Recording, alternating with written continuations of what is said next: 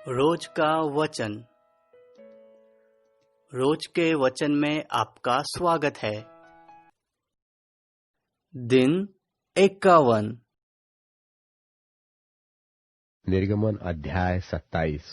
निर्गमन अध्याय 27। फिर वेदी को बबूल की लकड़ी की 5 हाथ लंबी और 5 हाथ चौड़ी बनवाना। वेदी चौकोर हो और उसकी ऊंचाई 3 हाथ की हो और उसके चारों कोनों पर 4 सिंग बनवाना।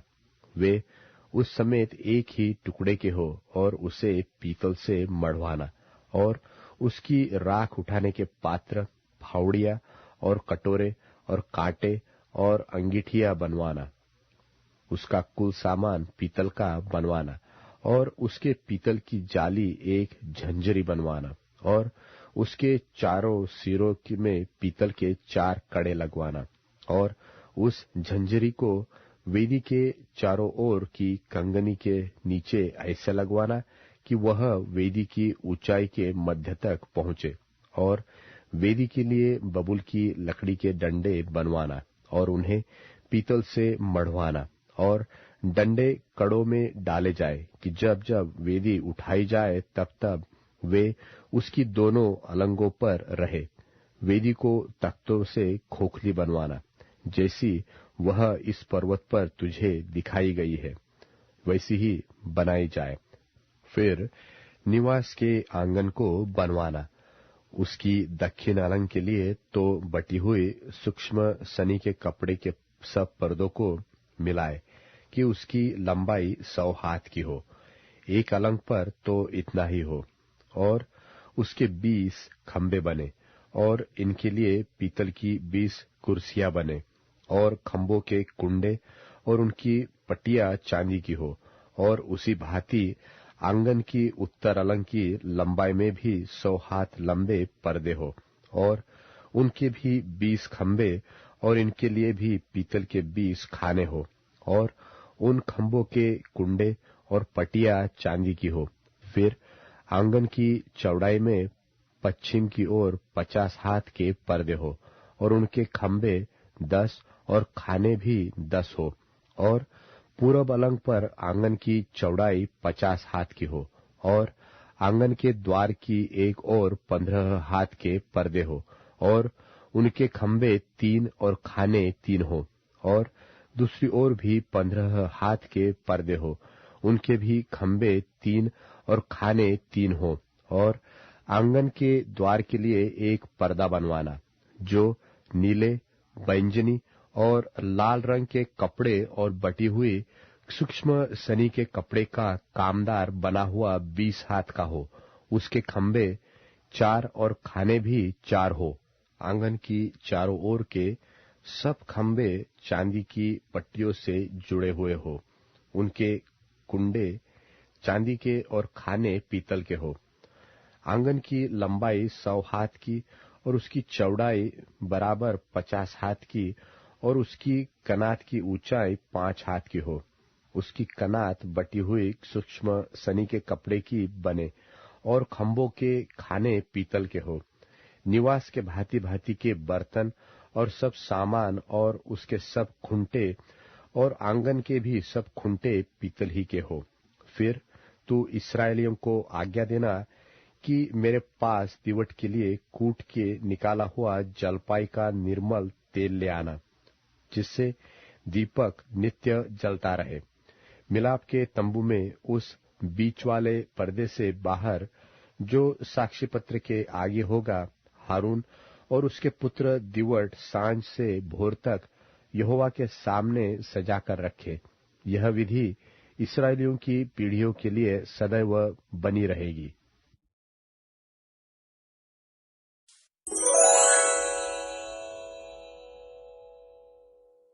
निर्गमन अध्याय 28। निर्गमन अध्याय 28। फिर तू इस्राएलियों में से अपने भाई हारून और नादाब, अबीहू, एलियाजार और इतामार नाम उसके पुत्रों को अपने समीप ले आना कि वे मेरे लिए याजक का काम करें। और तू अपने भाई हारून के लिए विभव और शोभा के निमित्त पवित्र वस्त्र बनवाना। और जितनों के हृदय में बुद्धि है, जिनको मैंने बुद्धि देने वाले आत्मा से परिपूर्ण किया है, उनको तू हारून के वस्त्र बनाने की आज्ञा दे कि वह मेरे निमित्त याजक का काम करने के लिए पवित्र बने। और जो वस्त्र उन्हें बनाने होंगे वे ये है, अर्थात सीनाबंद और एपोद और जामा, 4 खाने का अंगरखा, पुरोहित का टोप और कमरबंद। ये ही पवित्र वस्त्र तेरे भाई हारून और उसके पुत्रों के लिए बनाए जाए कि वे मेरे लिए याजक का काम करें।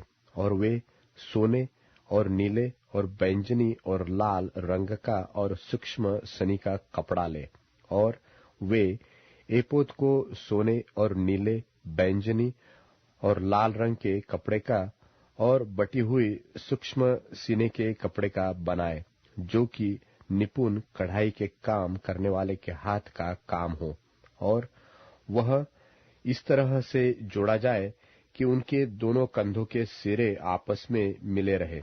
और एपोद पर जो काढ़ा हुआ पटुका होगा, उसकी बनावट उसी के समान हो, और वे दोनों बिना जोड़ के हो, और सोने और नीले, बैंजनी और लाल रंग वाले और बटी हुई सूक्ष्म सनी वाले कपड़े के हो। फिर 2 सुलेमानी मणि लेकर उन पर इस्राएल के पुत्रों के नाम खुदवाना। उनके नामों में से 6 तो एक मणि पर और शेष 6 नाम दूसरे मणि पर, इस्राएल के पुत्रों की उत्पत्ति के अनुसार खुदवाना। मणि खोदने वाले के काम से जैसे छापा खोदा जाता है, वैसे ही उन 2 मणियों पर इस्राएलों के पुत्रों के नाम खुदवाना और उनको सोने के खानों में जड़वा देना। और दोनों मणियों को एपोद के कंधों पर लगवाना। वे इस्राएलियों के निमित्त स्मरण दिलाने वाले मणि ठहरेंगे, अर्थात हारून उनके नाम यहोवा के आगे अपने दोनों कंधों पर स्मरण के लिए लगाए रहे। फिर सोने के खाने बनवाना और डोरियों की नाई गुंथे हुए 2 जंजीर चोखे सोने के बनवाना और गुंथे हुए जंजीरों को उन खानों में जड़वाना। फिर न्याय की चपरास को भी कढ़ाई के काम का बनवाना। एपोद की नाई सोने और नीले, बैंजनी और लाल रंग के और बटी हुई सूक्ष्म सनी के कपड़े की उसे बनवाना। वह चौकोर और दोहरी हो और उसकी लंबाई और चौड़ाई 1 बित्ते की हो, और उसमें 4 पांति मणि जड़ाना। पहली पांति में तो माणिक्य, पद्मराग और लाडली हो, दूसरी पांति में मरकत, नीलमणि और हीरा, तीसरी पांति में लशम, सूर्यकांत और नीलम, और चौथी पांति में फिरोजा, सुलेमानी, मणि और यशब हो। ये सब सोने के खानों में जड़े जाए। और इस्राएल के पुत्रों के जितने नाम है उतने मणि हो, अर्थात उनके नामों की गिनती के अनुसार 12 नाम खुदे। 12 गोत्रों में से एक एक का नाम एक एक मणि पर ऐसे खुदे जैसे छापा खोदा जाता है। फिर चपरास पर डोरियों की नाई गुंथे हुए चोखे सोने की जंजीर लगवाना और चपरास में सोने की 2 कड़ियां लगवाना और दोनों कड़ियों को चपरास के दोनों सिरों पर लगवाना और सोने के दोनों गुत्थे जंजीरों को उन दोनों कड़ियों में जो चपरास के सिरों पर होंगी लगवाना और गुथे हुए दोनों जंजीरों के दोनों बाकी सिरों को दोनों खानों में जड़वा के एपोद के दोनों कंधों के बंधनों पर उनके सामने लगवाना। फिर सोने की 2 और कड़ियां बनवाकर चपरास के दोनों सिरों पर उसकी उस कोर पर जो एपोद की भीतर की ओर होगी लगवाना। फिर उनके सिवाय सोने की 2 और कड़ियां बनवाकर एपोद के दोनों कंधों के बंधनों पर नीचे से उसके सामने और उसके जोड़ के पास एपोद के काढ़े हुए पटुकों के ऊपर लगवाना और चपरास अपनी कड़ियों के द्वारा एपोद की कड़ियों में नीले फीते से बांधी जाए। इस रीति वह एपोद के काढ़े हुए पटुके पर बनी रहे और चपरास एपोद पर से अलग न होने पाए। और जब जब हारून पवित्र स्थान में प्रवेश करे तब तब वह न्याय की चपरास पर अपने हृदय के ऊपर इस्राएलियों के नाम को लगाए रहे, जिससे यहोवा के सामने उनका स्मरण नित्य रहे। और तू न्याय की चपरास में उरीम और तुमीम को रखना, और जब जब हारून यहोवा के सामने प्रवेश करे तब तब वे उसके हृदय के ऊपर हो। इस प्रकार हारून इस्राएलियों के न्याय पदार्थ को अपने हृदय के ऊपर यहोवा के सामने नित्य लगाए रहे। फिर एपोद के बागे को संपूर्ण नीले रंग का बनवाना, और उसकी बनावट ऐसी हो कि उसके बीच में सिर डालने के लिए छेद हो, और उस छेद की चारों ओर बख्तर के छेद की सी एक बुनी हुई कोर हो कि वह फटने न पाए। और उसके नीचे वाले घेरे में चारों ओर नीले, बैंजनी और लाल रंग के कपड़े के अनार बनवाना, और उनके बीच बीच चारों ओर सोने की घंटियां लगवाना, अर्थात एक सोने की घंटी और एक अनार, फिर एक सोने की घंटी और एक अनार। इसी रीति बागे के नीचे वाले घेरे में चारों ओर ऐसा ही हो।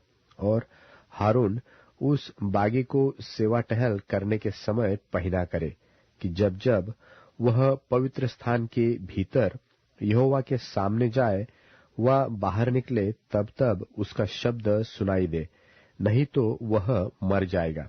फिर चोखे सोने का एक टीका बनवाना, और जैसे छापे में वैसे ही उसमें ये अक्षर खोदे जाए, अर्थात यहोवा के लिए पवित्र, और उसे नीले फीते से बांधना, और वह पगड़ी के सामने के हिस्से पर रहे, और वह हारून के माथे पर रहे, इसलिए कि इस्राएली जो कुछ पवित्र ठहराए, अर्थात अपनी पवित्र वस्तुएं भेंट में चढ़ावे, उन पवित्र वस्तुओं का दोष हारून उठाए रहे, और वह नित्य उसके माथे पर रहे, जिससे यहोवा उनसे प्रसन्न रहे।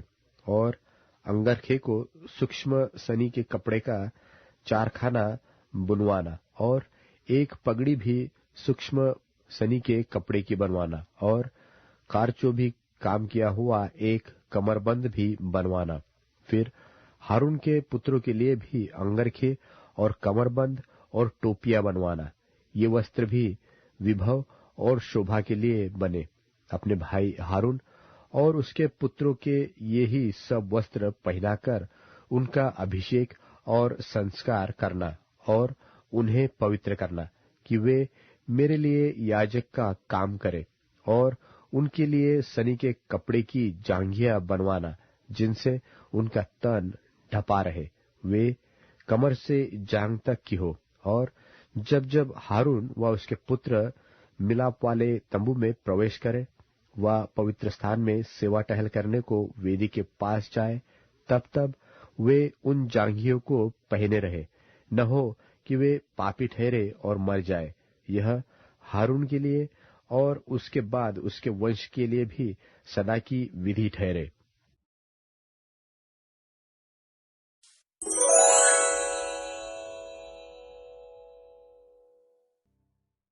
यीशु के नाव से दूसरी पार जाते ही एक बड़ी भीड़ इकट्ठी हो गई।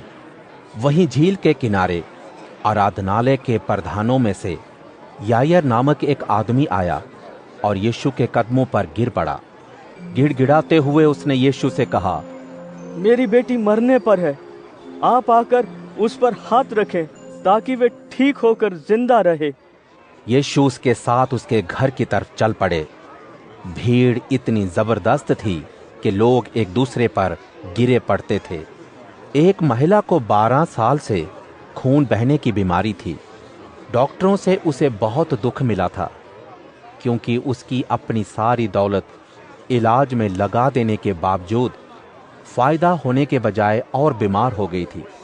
यीशु की शोहरत सुनकर भीड़ में यीशु के पीछे से आकर उसने यीशु के कपड़ों को छू लिया। वो माना करती थी, अगर मैं यीशु के कपड़ों ही को छू लूंगी तो ठीक हो जाऊंगी। उसी वक्त उसका खून बहना बंद हो गया और उसने अपनी देह में महसूस किया कि उसे बीमारी से मुक्ति मिल गई है। यह महसूस करते ही कि यीशु की देह से शक्ति निकली है, पीछे मुड़कर यीशु ने कहा, मेरे कपड़ों को किसने छुआ है? यीशु के शिष्य बोल उठे, आप भीड़ के दबाव को देख भी रहे हैं और फिर भी कह रहे हैं आपको किसने छुआ है? छूने वाले व्यक्ति को देखने के लिए यीशु ने अपनी नजर दौड़ाई, लेकिन जिस महिला को बीमारी से आजादी मिल चुकी थी, डरते और कांपते हुए यीशु के सामने आकर गिर पड़ी और सब कुछ बताया। यीशु ने उससे कहा, बेटी, तुम्हारे विश्वास के फलस्वरूप तुम स्वस्थ हुई हो। यीशु उससे बात कर ही रहे थे कि कुछ लोग जो आराधनालय के प्रबंधक के घर से आए थे कहने लगे, तुम्हारी बेटी मर चुकी है, गुरुजी को अब तकलीफ क्यों दे रहे हो? जैसे ही यीशु ने लोगों के इन शब्दों को सुना, उन्होंने आराधनालय के प्रबंधक से कहा, डरने की बात नहीं है, सिर्फ भरोसा रखो। पतरस, याकूब और याकूब के भाई यूहन्ना को छोड़कर यीशु ने किसी और को अपने साथ नहीं आने दिया।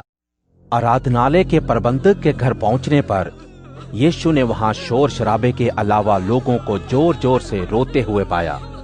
अंदर आते ही यीशु ने उनसे कहा, ये सब रोना धोना क्यों मचा रखा है? बच्ची मरी नहीं है, वो तो सो रही है। वहां इकट्ठे लोग यीशु की इस बात पर हंस पड़े, लेकिन जब यीशु ने सभी को बाहर कर दिया, बच्ची के माता पिता और अपने साथियों समेत उस जगह पहुंचे जहां वो लेटी हुई थी। बच्ची का हाथ पकड़ते हुए यीशु ने उसे उठ जाने को कहा। तुरंत वो बेटी उठी और चलने फिरने लगी। वहां मौजूद सभी लोग आश्चर्य से भर गए।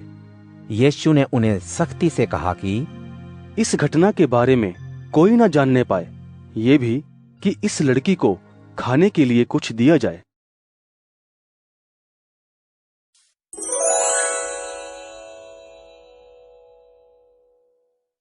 मरकुस अध्याय 6। यीशु वहां से निकलकर अपने देश में आए और उनके शिष्य उनके साथ साथ थे। सबत के दिन यीशु उनके आराधनालय में उन्हें सिखाने लगे। उन्हें सुनकर लोग आश्चर्य से भर गए और आपस में कहने लगे, ये ज्ञान इस व्यक्ति को कहां से मिल गया? ये भी कि एक ऐसा ज्ञान है कि उनके द्वारा महान काम होते हैं। क्या ये बढ़ई नहीं है जो मरियम का बेटा, याकूब, योसेस, यहूदा और शिमोन का भाई है? क्या इसकी बहनें हमारे साथ नहीं है? इस तरह से लोगों के मन में शिकायत थी, लेकिन यीशु उनसे बोले, एक नबी अपने जन्म स्थान, अपने घर और अपने रिश्तेदारों में बेइज्जत होता है। कुछ बीमारों पर हाथ रखने और उन्हें ठीक करने के अलावा यीशु कोई बड़ा काम वहां ना कर सके। उनके अविश्वास पर यीशु को शक तो हुआ, लेकिन वो एक गांव से दूसरे गांव लोगों में सिखाते गए।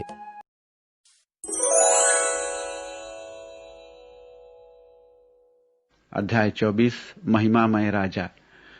पृथ्वी और उसकी परिपूर्णता, संसार और उसके निवासी सब प्रभु के हैं, क्योंकि प्रभु ने सागरों पर उसे स्थापित किया है, उसने सरिताओं पर उसे स्थिर किया है। प्रभु के पर्वत पर कौन चढ़ सकता है? कौन उसके पवित्र स्थान पर खड़ा हो सकता है? वह जिसके हाथ निर्दोष और हृदय निर्मल हैं, वह जो व्यर्थ बातों पर मन नहीं लगाता, वह जो धोखा देने के लिए शपथ नहीं खाता, वह प्रभु से आशीष पाएगा। उसका उद्धारकर्ता परमेश्वर उसे निर्दोष सिद्ध करेगा। ऐसे हैं वे लोग जो प्रभु के जिज्ञासु हैं, जो याकूब के परमेश्वर के दर्शनाभिलाषी हैं। ओ द्वारों, मस्तक उन्नत करो, ओ स्थायी फाटकों, ऊंचे हो जाओ, जिससे महिमा का राजा प्रवेश करे। यह महिमा का राजा कौन है? प्रभु समर्थ और पराक्रमी, प्रभु युद्ध में पराक्रमी। ओ द्वारों, मस्तक उन्नत करो, ओ स्थायी फाटकों, ऊंचे हो जाओ, जिससे महिमा का राजा प्रवेश करे। यह महिमा का राजा कौन है? स्वर्गिक सेनाओं का प्रभु, वही महिमा का राजा।